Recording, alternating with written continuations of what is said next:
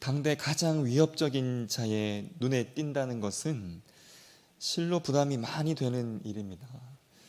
대부분 이를 원치 않아 합니다. 위험한 자에게 나의 소문이 들리는 것을 극도로 조심하면서 몸을 사리기도 합니다. 그런데 이를 전혀 개의치 않고 활동하신 분이 오늘 말씀에 등장하는데요. 예수님이십니다. 참 위험했던 그 시기, 조금은 위험한 것 같은 행보를 이 예수님께서 보이셨는데요. 예수님의 이 행보가 소문으로 퍼져나가기 시작하였음을 누가복음 7장 17절에 이렇게 말씀합니다. 예수께 대한 이 소문이 온 유대와 사방에 두루 퍼지니라. 이 예수님에 대한 이 소문은 세례 요한에게도 전해져서 세례 요한이 확인차 그 제자들을 예수님께 보낼 정도였고, 무엇보다 당시 유대 왕이었던 헤롯의 귀에도 들어갈 정도였습니다. 당시 유대는 굉장히 위태로운 상황이었습니다. 유대인들은 이방인들에게 지배를 당하고 있었는데요. 이에 대한 저항이 상당히 심각한 상황이었습니다. 이러한 상황 속 오늘 본문 말씀, 그 당시에 유대의 왕이었던 헤롯 왕은 유대인의 왕이었지만 그는 유대 사람이 아닌 에돔 사람이었습니다. 이방인의 지배를 받는다는 그 사실이 유대인들에게 얼마나 민감한 일인지를 너무나 잘 알았던 헤롯에게 유대인들의 민심을 잡는 일이 가장 중요한 업무였습니다. 심지어 이 헤롯의 아버지 헤롯 대왕은 그의 전공을 10분 살려서 성전을 으리으리하게 지어줄 정도였습니다. 이것이 바로 헤롯 성전인데요. 예수님께서 돌 위에 돌 하나 남지 않고 다 무너질 것이라 말씀하셨던 바로 그 성전이었습니다. 성전을 이렇게 지어줄 만큼 유대인들의 마음을 얻고자 노력했던 이 헤롯 가문에게 가장 민감한 일이 바로 민심이 흔들리는 일, 그래서 자신의 그 자리가 위태로워지는 일이었습니다. 유대왕 이 헤롯 가문이 이러한 가문임을 예수님은 잘 알고 계셨을 텐데요. 이러한 상황에서 예수님께서 하신 일이 바로 오늘 본문 말씀 1절과 2절에 잘 나타납니다. 예수께서 12제자를 불러 모으사 모든 귀신을 제어하며 병을 고치는 능력과 권위를 주시고 하나님의 나라를 전파하며 앓는 자를 고치게 하려고 내보내시며, 즉 제자들을 보내셔서 육적으로 그리고 영적으로 병든 자들을 고치게 하시고 하나님의 나라를 전파하게 하신 일이었습니다. 이러한 이 모습은 수많은 백성들이 예수님을 따르게 하는 일, 그리고 수많은 사람들에게 집중을 받는 일이었습니다.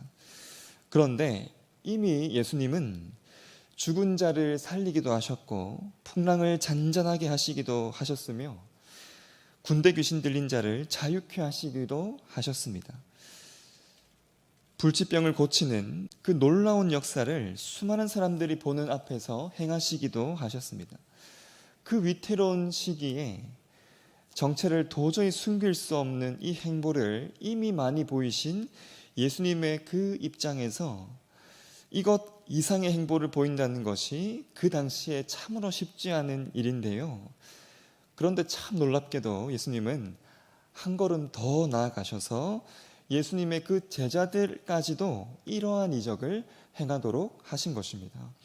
웬만한 사람이라면 더 이상 눈에 띄지 않고 싶어서 하던 일도 멈추려고 했을 텐데 예수님은 한 걸음 더 나아가신 것이죠. 이것이 끝이 아니었습니다. 놀랍게도 예수님은 여기에서 한 걸음 더 나아가셔서 오늘 읽은 본문 말씀 10절에서 17절까지 나오는 오병이어의 기적을 행하시기도 하셨습니다. 백성들을 먹이시는 그 모습은요, 흡사 왕의 모습과도 같았고 백성들이 더욱 따르게 하기에 충분했는데요.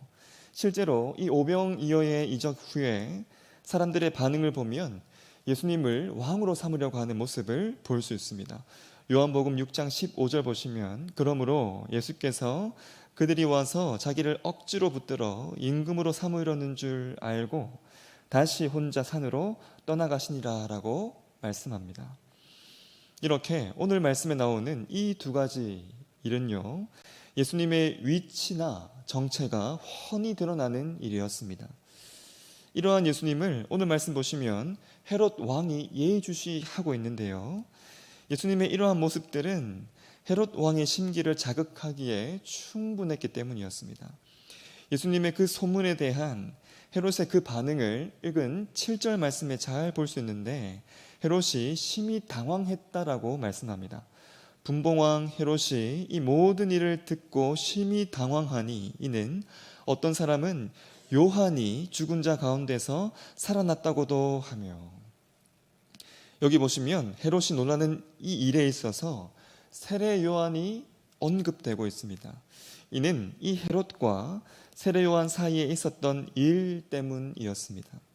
마가복음 6장 17절에서 18절에 그 자세한 내용이 나오는데요, 전에 헤롯이 자기가 동생 빌립의 아내 헤로디아에게 장가 든 고로 이 여자를 위하여 사람을 보내어 요한을 잡아오게 가두었으니 이는 요한이 헤롯에게 말하되 동생의 아내를 취한 것이 옳지 않다 하였습니다. 자신의 그 잘못, 즉 동생의 아내를 취한 것을 비판했던 이 세례 요한을 헤롯은 옥에 가두고 나중에는 처형시켰는데요, 이것이 헤롯에게는 아킬레스건과도 같았습니다. 요한을 따르는 수많은 사람들이 있었기에, 그리고 헤롯조차도 요한을 그저 무시할 수 없는 입장이었기에 이러한 요한을 죽인 것에 대해서 이 헤롯은 떳떳할 수 없었고요, 민감하게 반응할 수밖에 없었습니다. 세례 요한과 관련된 일은 무엇이든 이 헤롯의 심기를 건드리기에 충분했던 겁니다. 그런데 이 세례 요한이 다시 살아났다는 그 말이 들리기 시작하였습니다. 바로 이 예수님을 두고 말이죠.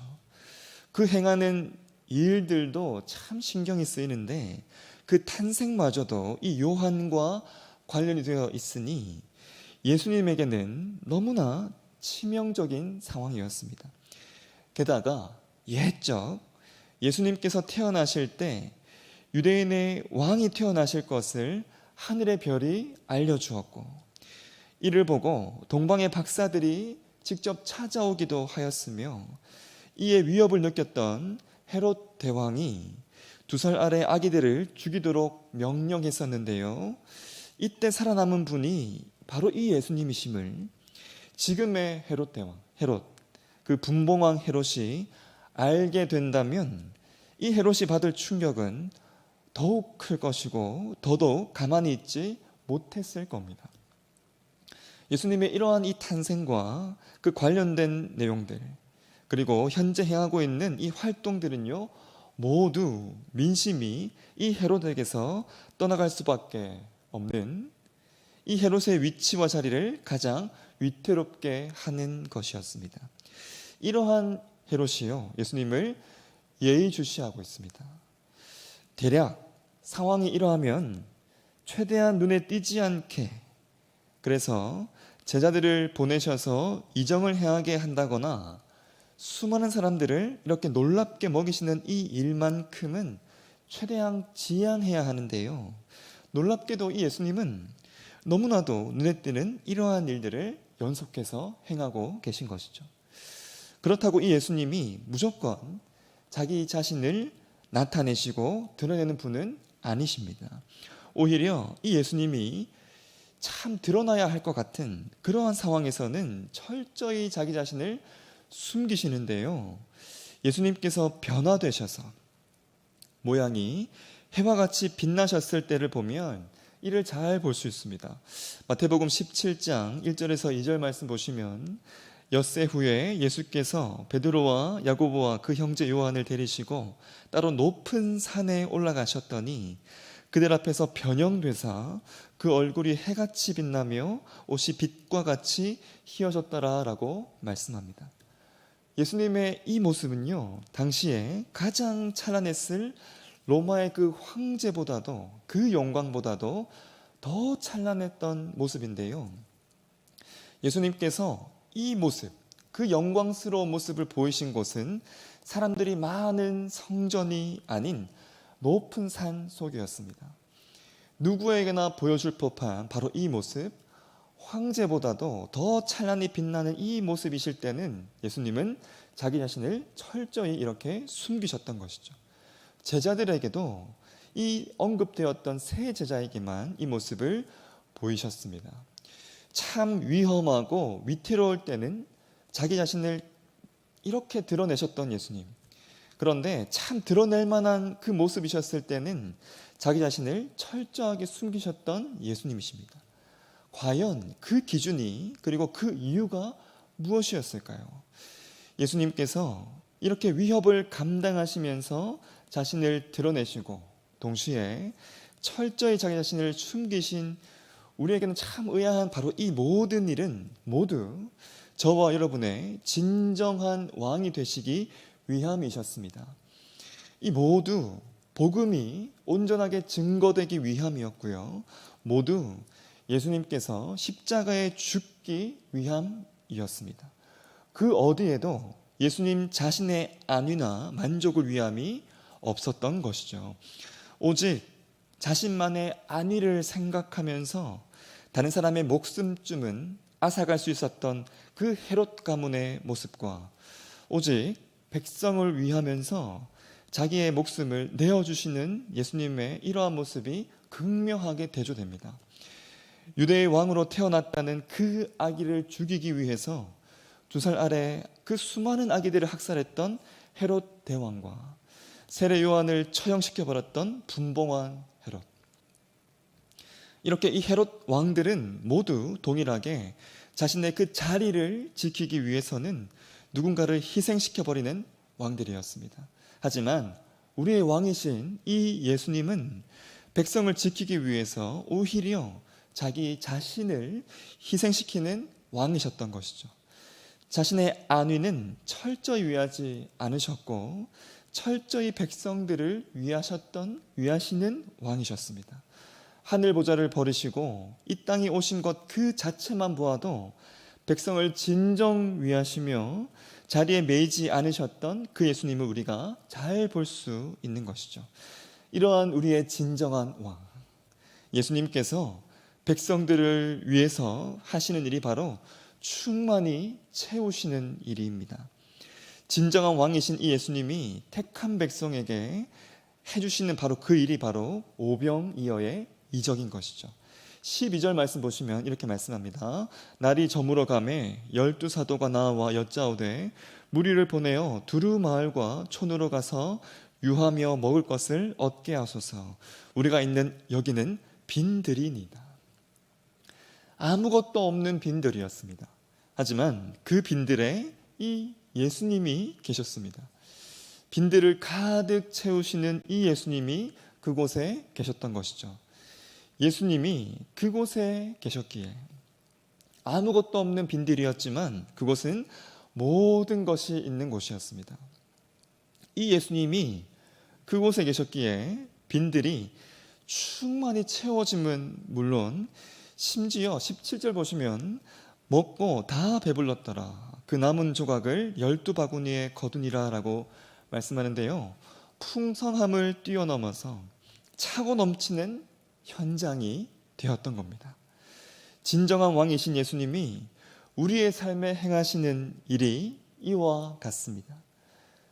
참 빈들과도 같았던 우리의 삶에 예수님이 오셔서요 충만히 먹이시며 충만히 채워주셨습니다.